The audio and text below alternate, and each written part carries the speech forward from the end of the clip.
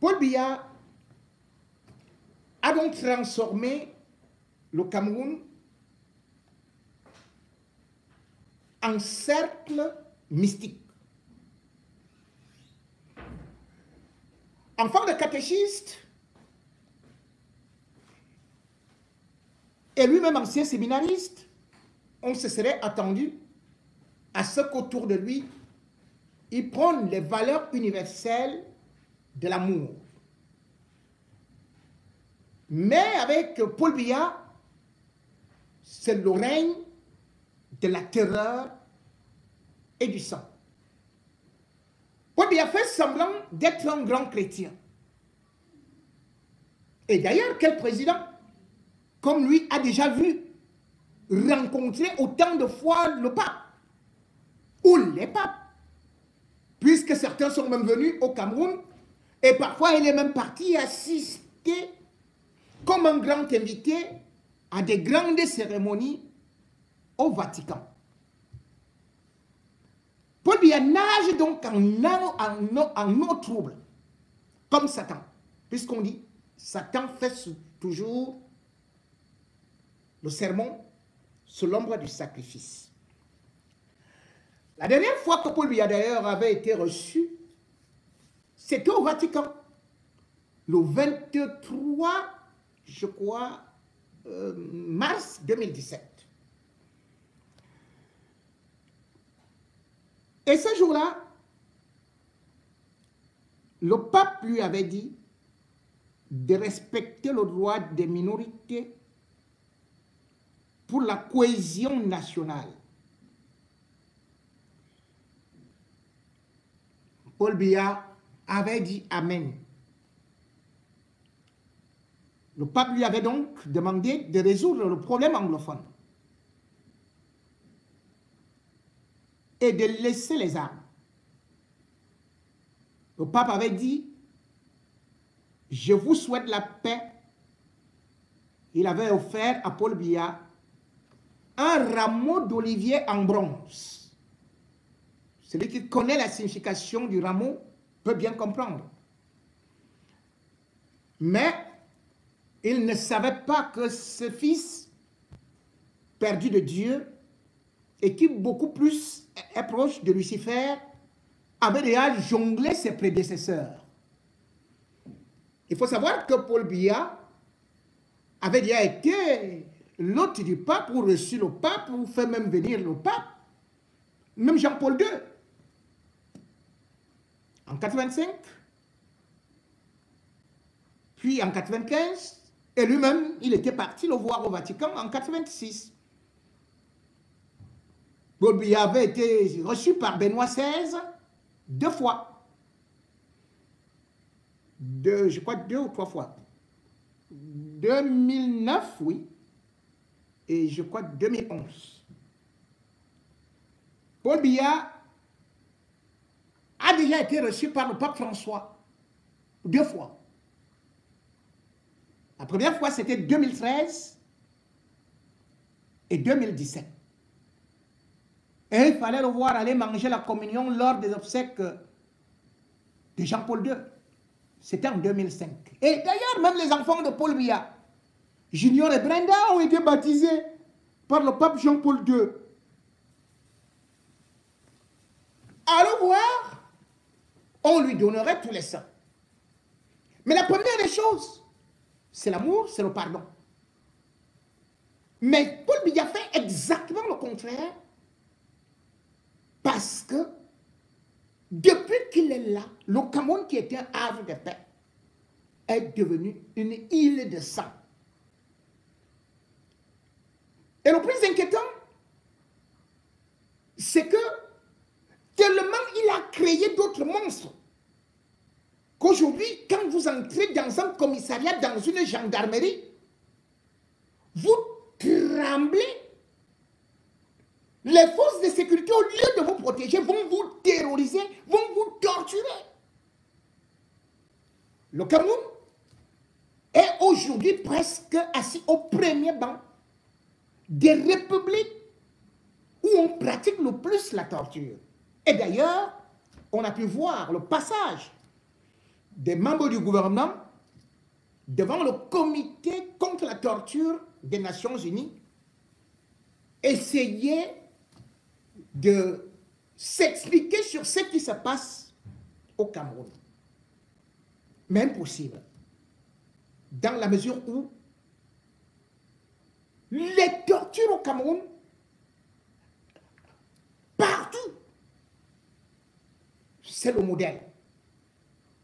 Même si vous n'avez rien fait, quel que soit votre rang, quelle que soit votre religion, quelle que soit votre origine, dès que vous entrez, eh bien, on vous tabasse parce que chez eux, c'est le goût du sang.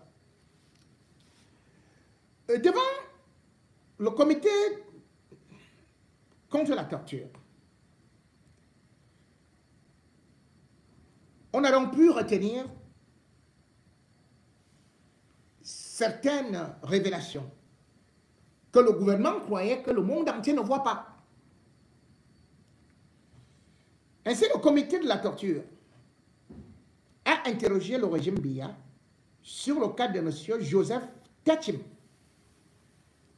ingénieur de télécommunications au cabinet civil de la présidence de la République. Le 7 septembre 2017, un marché de vente d'un immeuble a été conclu par le notaire Kamya à Yaoundé entre la société civile immobilière Montia City et Joseph Tchim, portant sur une parcelle de 1000 m² à Soie. Alors qu'il attendait son titre foncier, il a été convoqué par le commandant de la brigade de Ngousso sur place. Sur place, le 30 juillet 2020, il a été contraint de signer un document sans en connaître le contenu, en violation des lois camerounaises. Il a subi une arrestation illégale, de la séquestration ainsi que des actes de torture par l'adjudant-chef Fabrice Mbala à Tangana. Le comité s'est aussi attardé sur le cas de M. Adrian Popoviciu, attaché consulaire du Danemark au Cameroun. Diplomate résident à Yaoundé, Adrian Popoviciu louait un appartement à Liguesson depuis 2020. En novembre 2022, la propriétaire, Dame Achamouna Nana Bello, a refusé de recevoir son loyer d'octobre sans raison valable. Lors d'une enquête policière, il a été soumis à 2 semaines de torture et de traitements cruels en violation de ses droits. Le procureur a ensuite suggéré qu'il quitte l'appartement. Le comité s'est attardé sur le cas de M. Olivier Ndongo-Bilogo, électricien à Yaoundé. Âgé de 41 ans, il a été illégalement interpellé le 1er juin 2023 à la brigade d'études. Durant sa garde à vue, il a subi des violences physiques sans qu'aucune infraction ne lui soit reprochée. Après sa libération le 5 juin 2023, il a été admis aux urgences pour un hématome cérébral. Malgré les soins, il est décédé le 19 juillet 2023 à la suite des mauvais traitements subis. Les poursuites engagées n'ont jamais abouti. Et je peux d'ailleurs vous ajouter que la capitaine Mengwen, qui avait été l'auteur de ces tortures, vient de quitter le Cameroun comme je vous avais annoncé, en toute liberté. Elle est passée, tout le monde disait au revoir chef. Autre cas, M. Edmond David Ngumpunyum Ntchetche, chauffeur à Douala. Le 25 février 2019, Edmond David Ngumpungun, excusez-moi, a garé son taxi à Douala Makepe Misoke. Le lendemain, son véhicule avait disparu. Après avoir signalé la disparition à la police, il a été convoqué par le sieur Tchekam Daniel et dirigé vers la gendarmerie. Le 26 février 2019, Edmond David a été brutalement torturé par des gendarmes à la brigade de Bonanjo sans être auditionné, puis jeté en cellule après avoir été dépouillé de ses effets personnels. Il a été hospitalisé dans un état critique, souffrant de graves blessures et a été transféré à l'hôpital La Quintini pour des soins intensifs. Les certificats médicaux montrent des traumatismes sévères. La plainte, après le tribunal militaire, n'a pas abouti.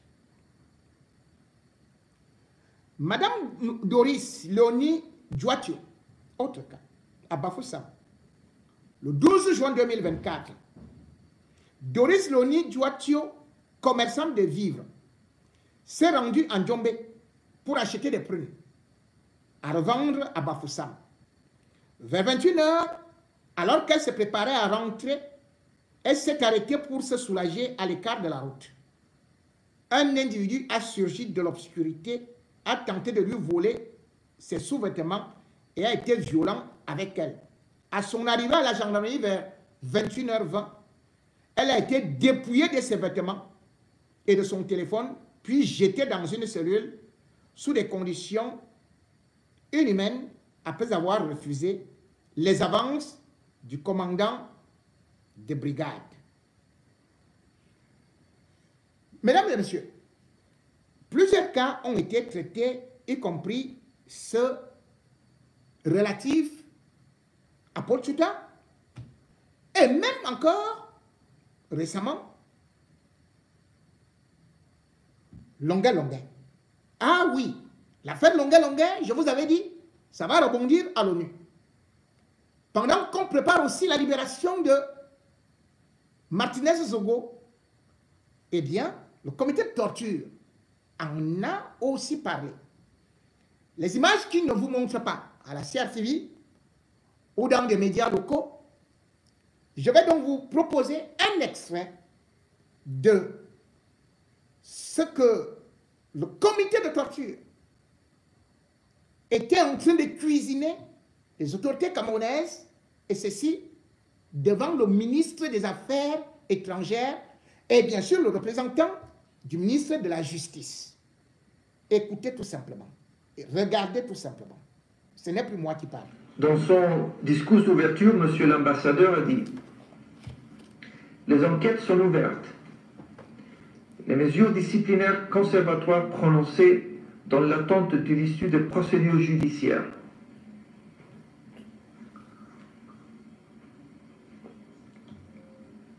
Mr. President, I'll switch to English now. Je vais maintenant passer à l'anglais. J'aimerais ici faire référence à quelques cas qui ont attiré beaucoup d'attention. D'abord, la mort du journaliste Martinez Sogo. Monsieur Sogo a révélé les détails de scandales financiers impliquant des membres du gouvernement et des chefs d'entreprise alliés. Je suis sûre que la délégation le sait. En janvier 2023, son corps a été trouvé plusieurs jours après son enlèvement. Les médias ont précisé que le cadavre de M. Zogo avait été enroulé dans du papier d'aluminium et transporté de nuit lorsque personne ne pouvait le voir et avait été détruit à l'acide. Ces rapports indiquent que plus de 6 mois après le décès de Zogo, 15 personnes suspectées ont été emprisonnées. Elles sont détenues depuis le mois de février et sont accusées de complicité de torture. Ce rapport souligne qu'il semblerait qu'il s'agisse là d'un coup monté. D'autres sources qui auraient eu accès au dossier considère que la situation est inexplicable. Les personnes proches de l'enquête commenceraient à douter de la sincérité de l'enquête. Des preuves auraient disparu ou n'auraient jamais été incluses au dossier. Le comité a reçu des informations préoccupantes quant au manque de sécurité pour les journalistes au Cameroun. Nous avons également entendu parler du cas de M. Chuta qui aurait été forcé à monter dans une voiture, aurait été passé à tabac et aurait été laissé pour mort sur le bord de la route le 9 mars 2022, 2 jours après qu'il ait publié une photo sur Facebook montrant le ministère des Finances et un chef d'entreprise important qui aurait été impliqué dans la mort de M. Zogo. Dans un autre affaire récente, celle de M. Ramon Kota, un activiste sur les réseaux sociaux, aurait été kidnappé au Gabon le 17 juillet 2024 et il aurait été extradé de force vers Yaoundé. L'avocat de M. Kota déclare qu'il a fait l'objet de torture. M. Kota a vécu au Gabon ces 10 dernières années. Il est connu pour ses vidéos TikTok dans lesquelles il critique les autorités camerounaises. Nous comprenons qu'il est aujourd'hui détenu au secrétariat d'État de la Défense, une prison où se trouvent les personnes qui sont censées représenter une menace pour le gouvernement en attente de leur jugement. Nous comprenons également qu'il fait l'objet d'un mandat de détention de 6 mois. Des rapports font l'objet d'interrogatoires multiples sans présence d'un avocat de M. Kota à la Direction générale de la recherche extérieure, ainsi que 4 fois au service central de recherche judiciaire. Sur le rapport confidentiel qui a été présenté dans les médias, il semblerait que M. Kota souffre d'une paralysie précoce de son côté gauche et d'un handicap visuel des suites de son traitement et de sa détention. Je passe maintenant à l'affaire de M. Longue Longue, un artiste connu pour sa vue critique, ses opinions critiques du gouvernement. Une vidéo d'un agent camerounais torturant M. Longue Longue a été diffusée. Dans cette vidéo, les mains de M. Longue Longue sont attachées dans son dos. Il est assis par terre, en sous-vêtements, et la plante de ses pieds nus est battue par le plat d'une machette. Il demande que ce traitement cesse, mais sans résultat. Qu'en est-il des enquêtes dans ces différentes affaires pour M. Zogo? Notamment, veuillez fournir des informations sur les facteurs, qui ont mené à ce que l'affaire soit traitée comme un cas de complicité de torture et pas comme de torture. Pourriez-vous fournir des informations sur la détention de M. Kota, puisqu'il n'était pas au Cameroun lorsqu'il a été arrêté au Gabon? Des enquêtes pour mauvais traitement ou torture ont-elles été lancées?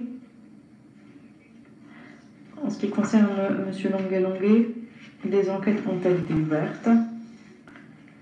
Comme cela est indiqué sur le site de la Commission des droits humains du Cameroun, la présidence a été informée par la Commission de la situation afin de s'assurer que les résultats de l'enquête qui ont été ouvertes concernant l'affaire de M. Longue Longue soient présentés à la Commission avant le 13 novembre 2024, c'est-à-dire aujourd'hui.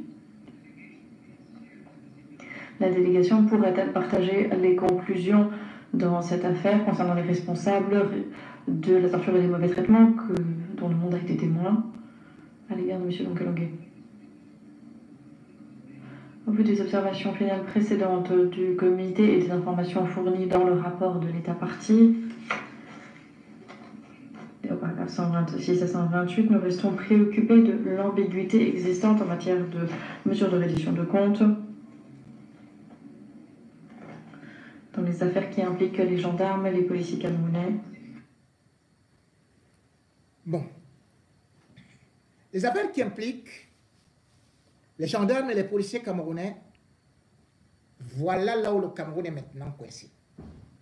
Puisque le comité contre la torture des Nations Unies a dressé une liste d'une trentaine de hauts gradés de l'armée qui devraient répondre de leurs actes. Ceci a été soumis au ministre des Affaires étrangères, le jeune Bélam Bella, à l'attention du chef de l'État. Le Cameroun a donc l'obligation de sanctionner. Si le Cameroun ne sanctionne pas, eh bien, le dossier sera transmis directement au bailleur de fonds. Et le Cameroun voulant de l'argent, plus personne ne donnera de l'argent au Cameroun. Et surtout, on dressera la liste des ministres et autres hauts gradés qui ne doivent plus jamais fouler le pied d'un pays démocratique.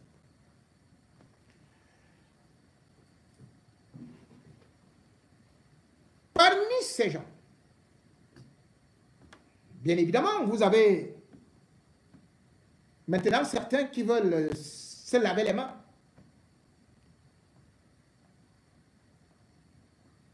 Par exemple, Kabbalah, dont la tête est demandée.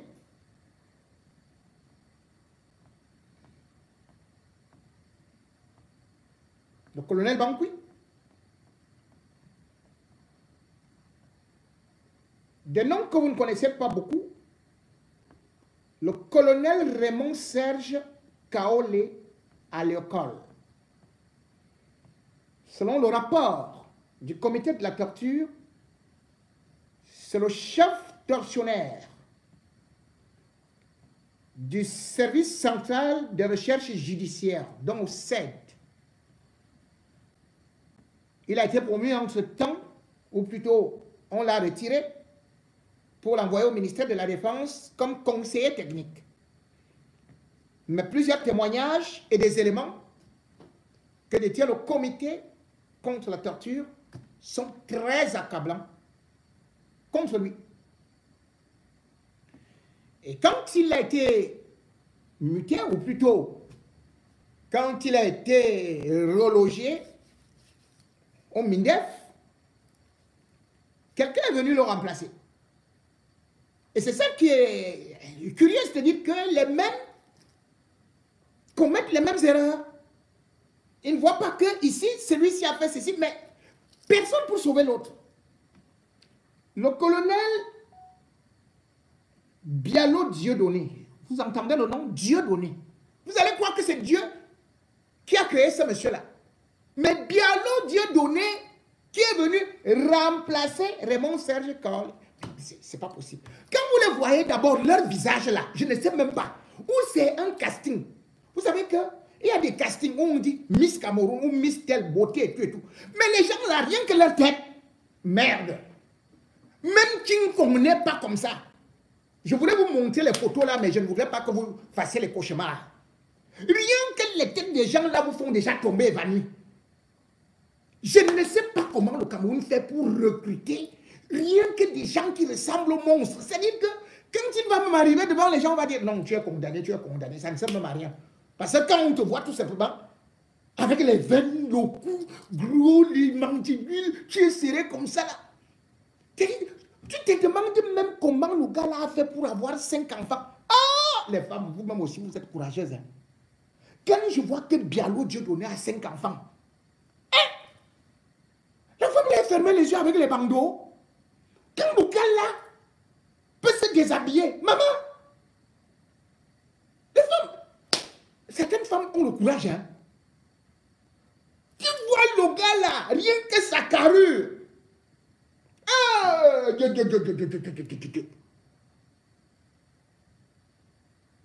voilà. C'est comment. Et ils oublient que leurs enfants, les gens connaissent vos enfants au quartier, vos femmes. Vous serez là éternellement. Vous savez ce que vous allez faire subir à vos enfants parce que vous avez torturé les autres. Et puis vous croyez travailler pour le gouvernement, oubliant que le gouvernement, dès qu'il est coincé, il se lave les mains et vous livre. Je ne peux pas lire tous les autres noms, là, ça va me perdre le temps. Parce qu'elle ne veut même pas que vous fuyiez. Vous serez seulement surpris. Peut-être quelqu'un doit voyager vers l'aéroport. On dit, viens ici, viens calmement. Je ne nous donne pas tous les autres noms. Parce que ceux-ci savent déjà que eux, c'est presque réglé. C'est presque grave pour eux. C'est pour ça donc qu'on voyait que le patron de la gendarmerie, Galex Etoga, sort un communiqué pour se laver les mains. Que nous, vraiment, si vous faites encore vos choses là, nous, on n'est pas dedans. Nous, on n'est pas dedans. Nous, on respecte le comité contre la torture. Nous, on respecte les droits de l'homme. Voici le communiqué. Message radio porté. République du Cameroun. Présidence de la République. Ministère de la Défense. Gendarmerie nationale. Info. Mindef. DCD, machin, tout, tous comme et tout ça. Destinataire. Tout collégion. Texte, numéro, machin, tout. Non, ça veut dire, ils disent garde à vue et détention abusive dans unité de gendarmerie nationale. Information digne de foi. Fond état. Récurrence. Garde à vue et détention abusive dans unité gendarmerie nationale.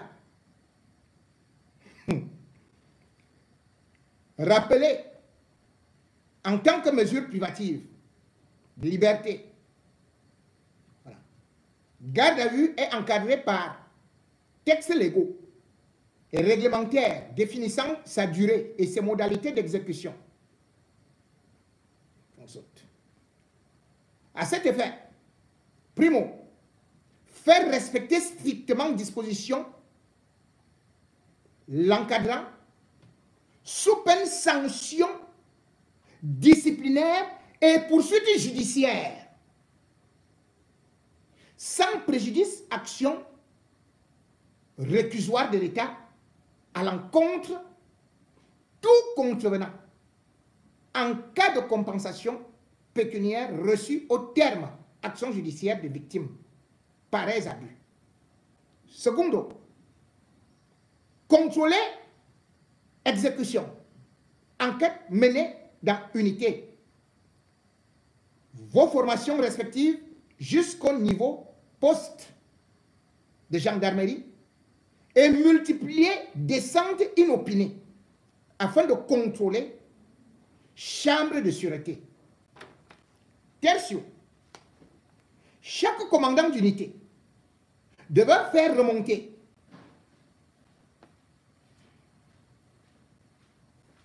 hebdomadairement état des personnes gardées à vue dans son unité et appréciation.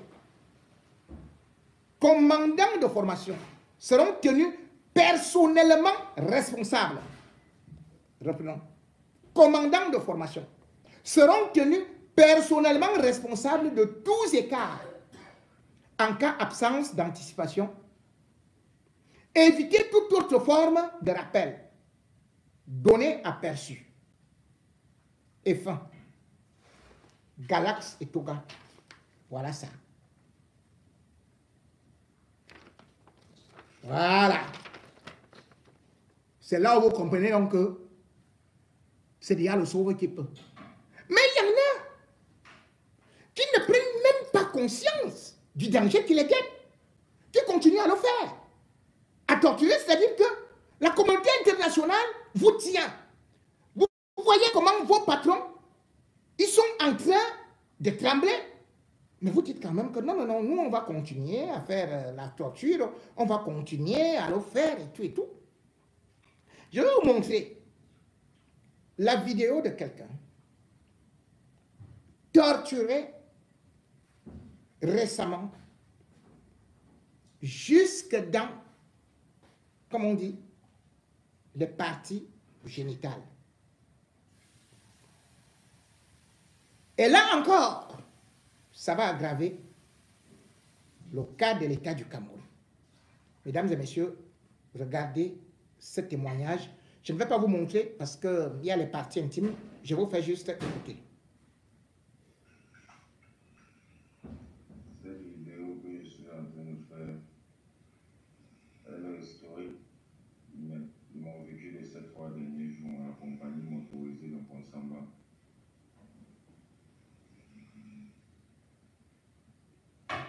Elle est fait aussi tard. C'est vu les douleurs atroces que je suis en train de ressentir au niveau testiculaire, au niveau du bas-ventre. J'ai fait appel à mon ami à cette heure-ci qu'il vienne faire cette vidéo, qu'il reste témoin. Parce que je ne sais pas si je vais arriver dedans. Il faut montrer. Que tout le monde soit témoin et que tous les Camerounais soient avertis de ce qui se passe. Voici aujourd'hui, je n'ai même pas assez de force pour vous parler. Ces 3 jours, je ne fais que pisser le sang au niveau du testicule. Alors, comme vous voyez, cette couche n'est pas entre mes jambes pour faire plaisir. Elle est là pour recueillir le sang qui descend de mes testicules. Voilà. Vous voyez le gonfler comme ça aujourd'hui depuis 3 jours. Comment cela, comment se tient? J'étais à mon lieu de service. Je travaille chaque jour entre 9h et 23h pour gagner mon temps quotidien. Je suis soudeur de profession, mais manque de travail que je fais dans la croisée de port. À mon lieu de service lundi, vers 17h, quand je me rends à la station pour faire la monnaie pour remettre à un client, la station Green Oil qui est à 0 mètres de là où je travaille, mon lieu de service, je suis interpellé par 2 gendarmes. Ils me demandent de leur suivre à la compagnie pour besoin d'enquête. Ils ne me donnent pas plus d'informations. Ne me reprochant de rien, ne voulant pas récidiver devant les autorités, je leur ai suivi sans opposer de résistance, aucune violence. Arrivé, ils m'ont jeté en cellule la même soirée du lundi, sans m'auditionner, sans me dire mes droits, sans me dire même pourquoi je suis là. Ils m'ont fait passer la journée de mardi, me noter comme un grand bandit de tous les quartiers. Vers les 18h, après avoir fait leur travail, ils viennent ils commencent dans la torture. Ils décident de me faire parler sur la violence. Je ne sais toujours pourquoi. Je sais toujours pourquoi je suis violent. Je ne sais pas pourquoi je suis violent. Ils me menottent, toujours me noter que je suis. Ils me passent le bâton entre les jambes. Ils me soulèvent par le bâton et les menottes, me prennent en l'air, fesses en l'air, tête en bas. Puis commencent à me bastonner avec la machette. C'est cette même machette qui a percé mes testicules. Cette même machette qui m'a coupé le pied. Un pied dont je leur ai fait part qui est un pied accidenté avec 3 bouches.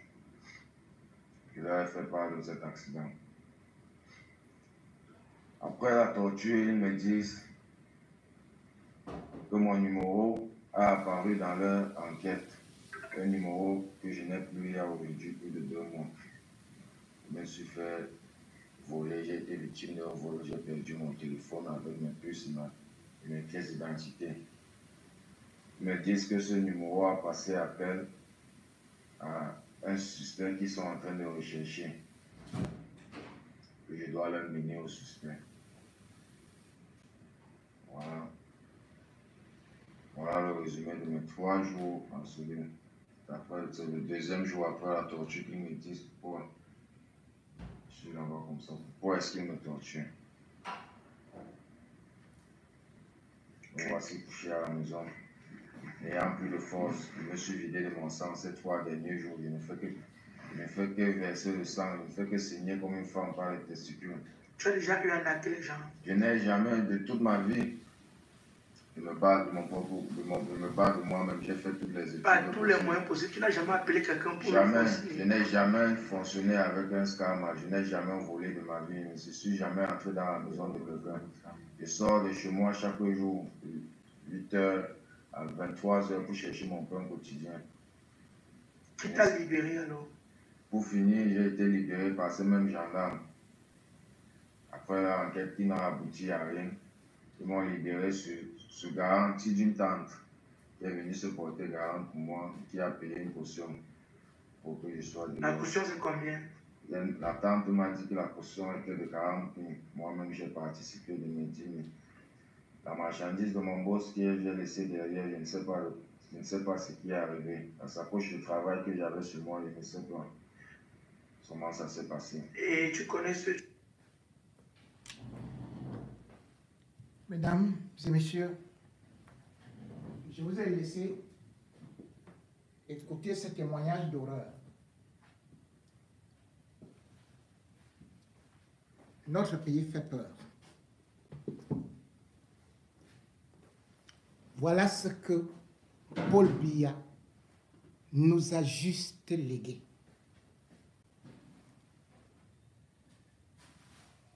Chacun aime toujours se dire, le pardon sera difficile. Peut-on pardonner? Quand on a subi autant d'atrocités, quand on a été traité comme un animal, quand on a subi autant d'injustices,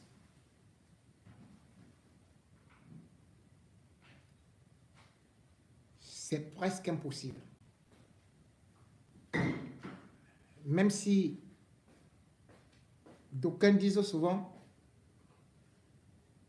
étant fervent chrétien, que si on vous gifle à gauche, tendez la joue droite. Là, c'est des parties génitales d'un jeune homme qui sont atteintes. Serait-il capable de faire des enfants? Va-t-il même vivre? Et on l'abandonne comme ça. Combien de Camerounais sont tués? Les cellules sont-elles devenues des abattoirs? Et même les animaux ont des droits. Ici, on vous dit pour abattre un animal, il ne faut pas le torturer. Mais au Cameroun, pour rien du tout, on fait passer à la balançoire. Ils sont si contents. Et ces gens rentrent chez eux. Seigneur, dans de telles sociétés, ce sont les intellectuels, les hommes politiques qui se lèvent pour dire non, trop c'est trop. Mais au Cameroun, les intellectuels, ou plutôt ceux qui se proclament tels, avec des gros diplômes universitaires, sont tout simplement, dans une large majorité, des lâches qui n'attendent que leur nomination et qui s'en fichent des douleurs du peuple accablé par une dictature dure, sauvage, sans limite. Parce qu'il n'y a pas de garde-fou dans notre société.